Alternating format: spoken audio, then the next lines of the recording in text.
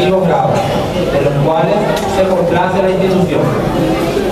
El presente año lectivo lleva por denominación Sesquicentenario de la Epopeya Nacional 1864-1870, Juan Soso Centurión 2016, homenaje a Luis Alfonso Rex Keiter, según resolución número 8328 del Ministerio de Educación y Cultura.